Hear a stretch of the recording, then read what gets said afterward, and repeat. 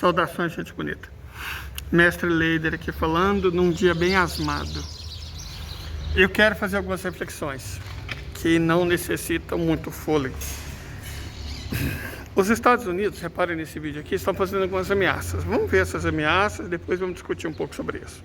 And so when the topic of statehood got brought up, we had asked for both a free and independent Palestine, a statehood, and a seat at the UN Security Council table. And the response was disappointing because it made the comparison to, well, first and foremost, that a vote for a Palestinian statehood from the US would lead to the defunding of the UN from the US being its primary funder. But then the example brought up was that it would be within the right of the UN to then cut programs like the World Food Program. And so the fact that the comparison was made that the world would have to go hungry just like the Gazans are, and the fact that it's US policy to starve the world if Palestinians have a free state, regardless of if that's the law or not, is indicative of something severely wrong. Yeah, Bill, go ahead. Yeah, go ahead. So Antony Blinken said, we have to oppose Palestinian statehood or else the World Food Program budget will be cut and people will starve around the world. Like, that's the Secretary of State's assessment that he's making to you guys in this meeting? The example was given that if the UN had to cut its funding, it would have to cut programs like the World Food Program. And that was the example shared, followed by the explanation that then the world would have to starve as the Gazans are. And so that is not the comparison you make to make an argument for why Palestinians should not have a free state. Bom, é nítido que eu não vou entrar no mérito da desumanidade. Não. Isso é bobagem. Todo mundo sabe, gente. Pelo amor de Deus, nós estamos falando de Israel e Estados Unidos. O que eu estou querendo dizer é que parece que os americanos se acham capazes de fazer o que eles estão prometendo fazer. Vamos deixar de financiar programas de alimentação da FAO. E daí? Se a China, que tem muito mais dinheiro, resolver financiar, problema resolvido. Correto? Problema resolvido. Os Estados Unidos são uma nação falida, que devem, só o governo federal, em título da dívida pública, 35 trilhões de dólares. Total da dívida dos Estados Unidos, 100 trilhões de dólares. O país está falido. Eles não têm como pagar essa dívida. Falido. Que diferença? Eles fazem, vamos deixar de financiar. Deixa! Isso que é tudo que a China está esperando. Tudo que a Rússia está esperando. Então, eles ameaçar é uma coisa. Eles cumprirem a ameaça é outra muito diferente. E essa ameaça ter alguma relevância, caso seja cumprida, é outra, ainda mais diferenciada. Hoje, tanto faz. E eles não entenderam isso. Mas mais que isso, reparem que internamente as coisas para eles não estão nem um pouco boas. Eles não têm unanimidade. Eles estão perdendo o controle interno. O que os Estados Unidos vão deixar de fazer? O que os Estados Unidos vão fazer, aliás? Vão parar de brincar de democracia? É isso que eles vão fazer? Parar de brincar de democracia? Que agora não dá mais? É isso que eles vão fazer? Não vamos mais brincar de democracia. Como o país vai reagir? Como a propaganda internacional que eles vendem de valores democráticos vai reagir diante disso? E é sobre isso que eu quero comentar mais um pouco com vocês. Rwanda was 6 years old when Israelis killed her. Rwanda was 6 years old. Lincoln, you will be remembered as the butcher of Gaza. You will be remembered for murdering innocent Palestinians.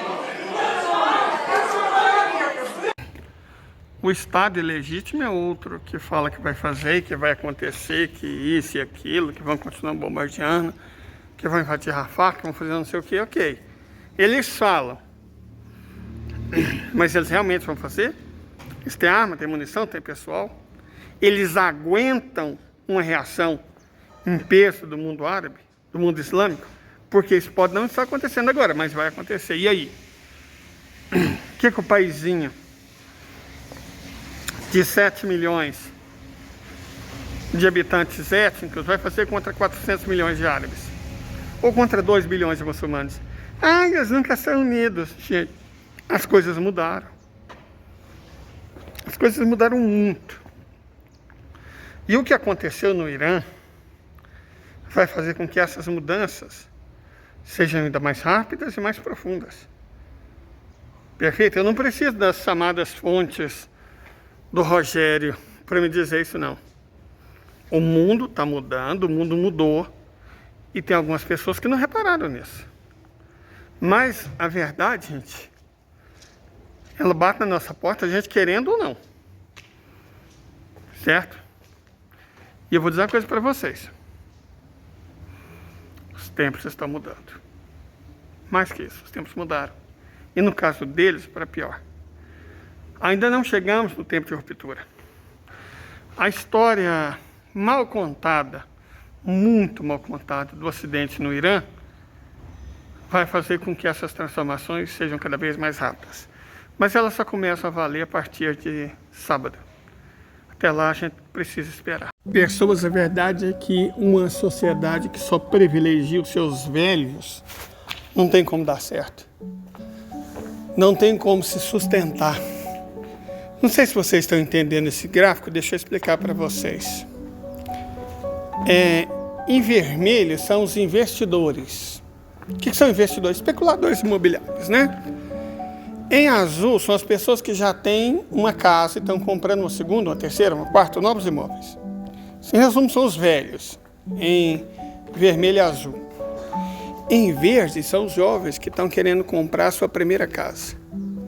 Repare que está ficando cada vez mais difícil para um jovem ter que comprar a própria casa. E isso basicamente no mundo inteiro. No planeta inteiro. Todo mundo capitalista. China não. China acabou com o mercado imobiliário e deixou apenas a indústria da construção civil. Deixou os especuladores quebrarem, jogou na cadeia eles. Alguns deles vão receber aqueles 2 presentes na nuca, que essa é a punição que a China dá a esse tipo de gente. E o importante, os imóveis foram adquiridos pelo Estado, que vai passar eles a um preço muito barato para quem não tem casa. Pronto. Socialismo é isso. O que a gente vê muito mais do que uma crise nos Estados Unidos, ou uma crise no Ocidente, é uma crise do capitalismo. E ela é terminal. O problema é que, de um ponto de vista histórico, as coisas não acontecem do dia para a noite. As coisas estão acontecendo. Não na velocidade que a gente quer, mas elas estão acontecendo. Isso é fato. Em relação ao que aconteceu no helicóptero, a gente não sabe o que aconteceu de fato. O que praticamente dá para saber é que não foi acidente. Foi sabotagem. A questão foi sabotagem interna ou sabotagem externa? A história toda, como eu já disse, é muito complicada. Ela está cheia de muitos furos. Então, a gente não sabe. E se foi sabotagem interna, piloto no caso, quem sabotou?